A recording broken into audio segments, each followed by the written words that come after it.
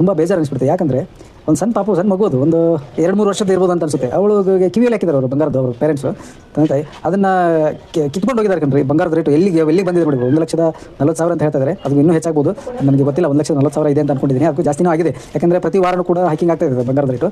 So ನಾನೊಂದು request ಮಾಡ್ಕೊಳ್ತಾ ಇದ್ದಿದ್ದು ಏನಪ್ಪ ಅಂತಂದರೆ, ನಮಗೆ ಬಂಗಾರದ ಬಗ್ಗೆ ಅವೇರ್ನೆಸ್ ಇದೆ. ಎಷ್ಟು ಅವೇರ್ನೆಸ್ ಇದೆ ಅಂದರೆ ಪ್ರತಿ ಕ್ಷಣವೂ ಅಪ್ಡೇಟ್ ಸಿಗ್ತಾ ಇರುತ್ತೆ. ಬಟ್ ನಮಗೆ ಬಂಗಾರದ ಸ್ನ್ಯಾಚಿಂಗ್ಸು, ಬಂಗಾರದ ಏನು ಪ್ರಾಬ್ಲಮ್ ಆಗ್ತಿದೆ ಅದ್ರ ಬಗ್ಗೆ ನಮಗೆ ಮಾಹಿತಿನೇ ಇಲ್ಲ. ಅದು ಯಾಕೆ ಮಾಹಿತಿ ಇಲ್ಲ ಅಂದರೆ ಅಂಥ ನ್ಯೂಸ್ಗಳು ತುಂಬ ಸ್ಪ್ರೆಡ್ ಆಗಲ್ಲ, ಒಂದು ವೈರಲ್ ಆಗಲ್ಲ ಸೋಷಿಯಲ್ ಮೀಡಿಯಾದಲ್ಲಿ. ಸೊ ದಯವಿಟ್ಟು ನಾನು ರಿಕ್ವೆಸ್ಟ್ ಮಾಡ್ತಾ ಇರೋದು ಏನಪ್ಪ ಅಂದರೆ, ದಯವಿಟ್ಟು ಯಾರೆಲ್ಲ ಮಹಿಳೆಯರಿದ್ದಾರೆ ಅವರು ಚಿನ್ನದ ಸರ, ಚಿನ್ನದ ತಾಳಿ, ಚಿನ್ನದ ಕಿವಿಯೊಲೆ, ಏನೋ ಚಿನ್ನದ ಕಡಗ, ಚಿನ್ನದ ಬಳೆ ಇವನ್ನೆಲ್ಲ ಹಾಕೊಂಡು ಹೋಗ್ತಾ ಇರ್ತಾರಲ್ಲ, ದಯವಿಟ್ಟು ಇಂಥವ್ರಿಗೆಲ್ಲ ನಾನು ಹೇಳ್ತಾ ಇರೋದು. ಇನ್ನೊಂದು ಮುಖ್ಯವಾಗಿ ಹೇಳ್ತಾ ಇರೋದು ಏನಪ್ಪ ಅಂತಂದರೆ, ತಮ್ಮ ಮಕ್ಕಳಿಗೆ ಯಾರೆಲ್ಲ ಒಂದು 12 ವರ್ಷದ ಒಳಗಿರುವಂಥ ಮಕ್ಕಳಿಗೆ ಅಥವಾ ಹೆಣ್ಮಕ್ಳಿಗೆ 12 ವರ್ಷದ ಒಳಗಿರುವಂಥ ಹೆಣ್ಮಕ್ಳಿಗೆ ತಾವು ಪೇರೆಂಟ್ಸು ನೀವೇನು ಬಂಗಾರದ್ದು ಆಭರಣಗಳನ್ನು ಕೊಡ್ತಾ ಇರ್ತಾರಲ್ಲ, ಕಿವಿಯೊಲೆ, ಸರ, ಅದ್ರ ಬಗ್ಗೆ ತುಂಬ ಅವೇರ್ನೆಸ್ ಆಗಿದೆ. ಯಾಕಂದರೆ ಜೀವನಕ್ಕಿಂತ ಹೆಚ್ಚಾಗಿ ಯಾವುದೂ ದೊಡ್ಡದಿಲ್ಲ.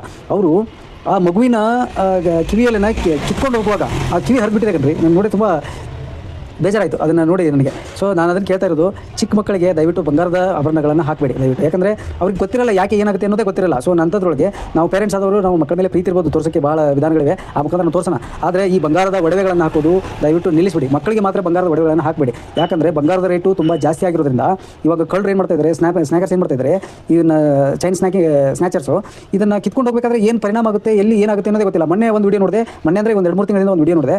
ವೃದ್ಧೆ ಹೆಣ್ಮಗಳು, ಪಾಪ ವೃದ್ಧೆ, ಎಷ್ಟು ಒಂದು 60-70 ವಯಸ್ಸು ಇರ್ಬೋದು, ನಡೆಯೋಕ್ಕಾಗಲ್ಲ ಅಂತ ಅಸಹಾಯಕ ವೃದ್ಧೆನ ಇವ್ರು ಏನು ಮಾಡ್ತಾಯಿದ್ರು, ಏನೋ ಅಡ್ರೆಸ್ ಕೇಳೋ ನೆಪದಲ್ಲಿ ಅವಳು ಕುದಿಗೆ ಕೈ ಹಾಕಿ ಅದನ್ನು ಚೈನ್ ಎಗರಿಸ್ಬಿಟ್ಟಿದ್ದಾರೆ, ಕಿತ್ಬಿಟ್ಟಿದ್ದಾರೆ. ಕೀಳೋ ಬರದಲ್ಲಿ ಆ ವೃದ್ಧೆ ಕೆಳಗೆ ಬಿದ್ದಿದ್ದಾರೆ. ಪಾಪ ಆ ಕೆಳಗೆ ಬಿದ್ದರೆ ಏನಾಗಿದೆ ಏನು ಯಪ್ಪ ದೇವರೇ, ಆ ಕಲ್ಲಿನ ಮೇಲೆ ತಲೆಗೆ ಪೆಟ್ಟು ಬಿದ್ದು ಏನೇನೋ ಕೋಮಾದಲ್ಲಿ ಹೋಗಿದ್ದಾರೆ ಅಂತ ಏನೋ ಸುದ್ದಿ, ಅದು ಆಂಧ್ರ ಪ್ರದೇಶದಲ್ಲಿ ಆಗಿರೋದು. ಸೊ ದಯವಿಟ್ಟು ನಾನು ಹೇಳ್ತಾ ಇರೋದು, ಈ ಸ್ನ್ಯಾಚಿಂಗ್ ಮಾಡುವಂಥ ಬರದಲ್ಲಿ ಅವರು ನಿಮ್ಮ ಪ್ರಾಣನ ಲೆಕ್ಕಕ್ಕೆ ತಗೊಳ್ಳೋದೇ ಇಲ್ಲ.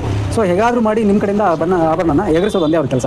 ಈಗ ಬಂಗಾರದ ಅಂಗಡಿಯಲ್ಲಿ ಕಳ್ಳಿಯರಿದ್ದಾರೆ, ಬರೀ ಗಂಡ್ಮಕ್ಳು ಯುವಕರು ಇದನ್ನು ಸ್ನ್ಯಾಚಿಂಗ್ ಮಾಡ್ತಾರೆ ಅನ್ನೋದೆಲ್ಲ ತಪ್ಪು. ಈ ಬಂಗಾರ ಅನ್ನೋದು ಇದೆಯಲ್ಲ, ಅದು ತುಂಬ ಇದು ಅಪರಾಧಗಳನ್ನು ಮಾಡುವುದಕ್ಕೆ ಅದೊಂಥರ ಅದು ವಿಷಯ ತುಂಬ ಗಂಭೀರವಾಗಿಬಿಟ್ಟಿದೆ ಅದು. ಆ ರೀತಿ ದಯವಿಟ್ಟು ನಾನು ಕೇಳ್ಕೊಳ್ಳೋದು, ಯಾವುದೇ ಹೆಣ್ಮಕ್ಳಾಗಲಿ ಅಥವಾ ತಾಯಂದಿರಾಗಲಿ, ದಯವಿಟ್ಟು ನೀವು ಬಂಗಾರದ ಆಭರಣಗಳನ್ನು ಧರಿಸಿದರೆ ದಯವಿಟ್ಟು ತಾವು ಹುಷಾರಾಗಿರಿ. ಯಾಕೆ ಹುಷಾರಾಗಿರ್ಬೇಕು, ಎಷ್ಟು ಹುಷಾರಾಗಿರಬೇಕು ಅಂತಂದರೆ, ಜನಸಂದಿನಲ್ಲಿ ನಿಮ್ಮ ಕಳ್ಳರು ಎಗರಿಸುವಂಥ ಚಾನ್ಸಸ್ಸು ಜಾಸ್ತಿ ಇರುತ್ತೆ. ಜೊತೆಗೆ ಯಾರು ಇಲ್ಲದಲ್ಲಿ ಕೂಡ ಎಗರಿಸುವಂಥ ಚಾನ್ಸಸ್ ಇರ್ತಾರೆ. ಅದಕ್ಕೆ ಒಬ್ಬೊಬ್ಬರೇ ಓಡಾಡಬೇಡಿ, ಜನಸಂದಿನಿಲ್ಲ ಹೋಗಲೇಬೇಡಿ. ಆದಷ್ಟು ನಿಮ್ಮ ಒಂದು ಕಾಳಜಿಯನ್ನು ವಹಿಸಿ. ಯಾಕಂದರೆ ಪ್ರಾಣಕ್ಕಿಂತ ಹೆಚ್ಚಾಗಿ ಯಾವುದೂ ಇಲ್ಲ. ಬಂಗಾರದ ರೇಟ್ ಹಾಗೆ ಜಾಸ್ತಿ ಆಗಿದೆ. 2 ಲಕ್ಷ ಆದ್ರೂ ಅದೇನು ಆಶ್ಚರ್ಯ ಏನಿಲ್ಲ. ದಯವಿಟ್ಟು ಇದ್ರ ಬಗ್ಗೆ ಅವೇರ್ನೆಸ್ ಇರಲಿ. ತಮಗೆ ಯಾರ್ಯಾದರೂ ತಾಯಂದರು ಯಾರಿದ್ದಾರೆ ಅವರು ಬಗ್ಗೆ ಇದನ್ನು ಅವೇರ್ನೆಸ್ ಮೂಡಿಸಿ. ದಯವಿಟ್ಟು ಈ ಒಂದು ಬಂಗಾರದ ಸ್ನ್ಯಾಚಿಂಗ್ ಇದರಿಂದ ಎಲ್ಲರೂ ರಕ್ಷಿಸ್ಕೊಳ್ಳಿ. ಓಕೆನಾ? ಬಂಗಾರದ ರೇಟ್ ಎಷ್ಟಿದೆ ರೀ ಸ್ವಲ್ಪ ಅಪ್ಡೇಟ್ ಮಾಡಿ ಕಮೆಂಟಲ್ಲಿ. Thank you.